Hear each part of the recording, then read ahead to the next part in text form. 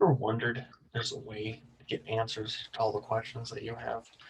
Maybe we're talking on a day by day basis, something small like which gas station to go to, or which restaurant to eat at. Maybe larger, which career should I be in, or what relationship should I be in?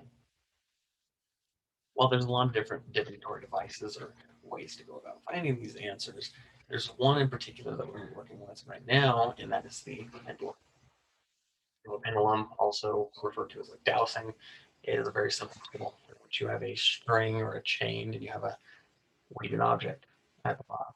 In the case, we're using a crystal, but it could be something that's going to be a key or a necklace, or just whatever you have available. It doesn't really matter. But when you're working with it, you want to go ahead and have like a little slack at the end, and you're just holding it like so with your thumb or whatever's comfortable. Try to ask a question. You can see like yes, maybe a circle, which showing now. Now the back and forth or the circle, or it can be side to side. It doesn't really matter. It's whatever is going to be convenient for you, whatever happens for you. Different pendulums might even have different ways of expressing themselves to the same person. Now, a lot of people will use pendulums to speak with their higher consciousness or, tap into their intuition. You can also use it for like speaking with spirit guides or even deceased people like ghosts and so on. Whatever you're using it for is fine.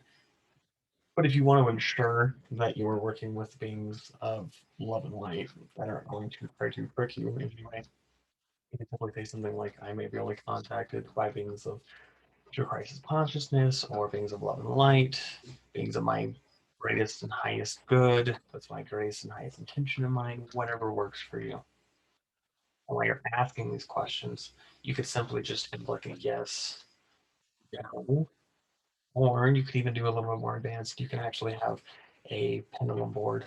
And what that might look like is like a circle or a square or whatever shape. And you're just simply having things on the board, such as yes, no, maybe, or it could be numbers, zodiac signs, whatever's going to work for you to be able to answer the questions that you're having. There's really no right or wrong when you're working with a pendulum. It's a very convenient tool that you can obviously keep on you in your pocket at all times or wherever you want to keep it. Now, the great thing about working with pendulum too is it's really great about flowing your energy out of your body. Now, as a Reiki master, I can tell you that a lot of times energy get blocked in your chakras, but when you're using something like a pendulum, it's actually helping that energy flow out into the device. It's actually allowing your body to really freely flow with that energy. The other great thing, if you're using your higher consciousness when you're working with the pendulum, is that's going to increase your intuitive ability.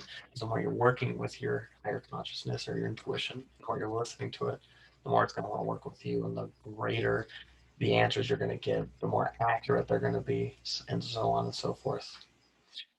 So if you're looking for an easy and quick way to get a yes or a no, or whatever it might be, whatever the question is, it doesn't have to be as simple as yes or no. You might consider picking up a pendulum today and working with it. Now, once you get one, you might be asking, okay, what do I do? A lot of people don't move much. That's okay.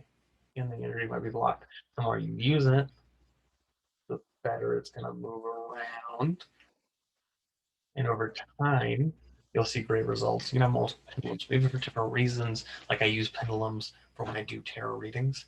I have a personal pendulum that I'll use for me, and I might have a pendulum that I might use when I'm working with like clients and so on.